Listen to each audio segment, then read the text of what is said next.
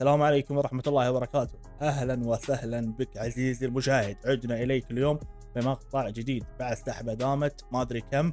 المهم المقطع ذا العنوان أتوقع أنه واضح مرة. المرة ذي أنا طلع لكم بمقطع بنزله واللي يصير. المهم مقطعنا ذا يا شباب نوعي وفريد من نوعه، ايش دخل. المهم المقطع ذا راح أتكلم عن ليش أنا قاعد أسحب وليش أنا قاعد أسوي كذا. لا من حقكم تعرفون. طبعا بشرح لكم أول شيء. دقيقة خلنا أشوف التسجيل. بشرح لكم شو الموضوع من الآخر. انا الحين علي قاعد ادرس وقاعد اشتغل في نفس الوقت، فهذا الشيء صعب. يعني مو قاعد اوزن صح، مستحيل ادخل اليوتيوب في الموضوع، لان لو راح ادخل اليوتيوب راح انشق من فوق لتحت، يعني راح اجيب العيد، راح اتشتت، راح مخي يضرب. هو الحين ضارب يعني، لكن مو بالضربه اللي 100%، لكن خلونا شوي نسيطر عليه. طيب يعني الموضوع لو انا راح احط هدفي لثلاث اشياء مستحيل راح اوزن بينها، الا يعني لو ان عدلت وقتي، نظمت وقتي. ولكن الدراسه شيء يعني بياخذ منك 80%، الدوام راح ياخذ منك 20%. ليش؟ لان الدراسه اذا طلعت من المحاضرات وخلصت انت راح تجي هنا بتذاكر وبتفعل وبتشتغل. لكن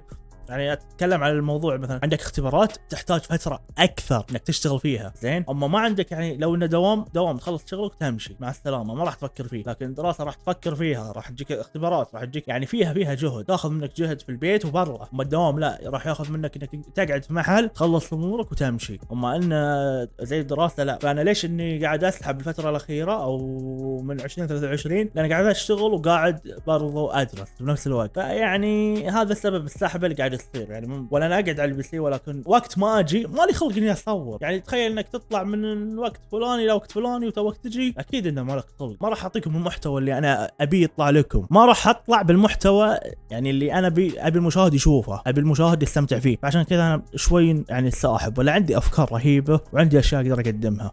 وفي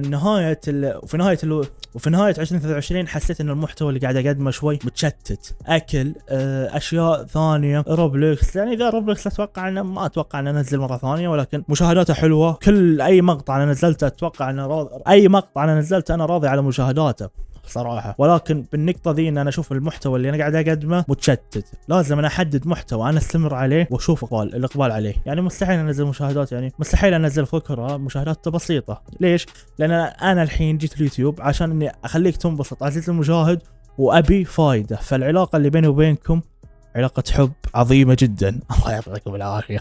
المهم بإذن الله ان يعني الايام الجاية بحاول اني استمر في التنزيل، بحاول اني اعطيكم حركات بركات كذا شويات اعوضكم على الفترة اللي راحت. طبعا الى الان انا طالب وانا موظف في نفس الوقت، ما ادري هل بيتغير شيء في الفترة القادمة ولا لا.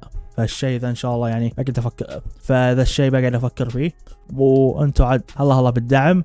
وحين قرب رمضان ان شاء الله بيكون عندنا تنزيل. طبعا انا اوعدكم ان شاء الله في رمضان يكون في محتوى جبار من الاخير، يعني محتوى جميل ويليق فيكم. وان شاء الله ان المحتوى يعني اهم شيء ان ننزل احنا، لان مو مهتم لاي شيء، لا دعم ولا حاجه. اهم شيء ان انا انزل باليوتيوب، لان الفتره الاخيره انا سحبت واجد. يعني انا ما احب صراحه اليوتيوب، انا شيء يعني انا حاطه من اهداف 2024. لازم نضبط الامور فيه ونضبط الحاجات.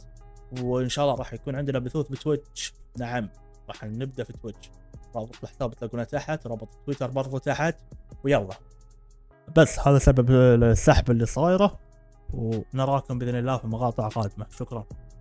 لايك اشتراك.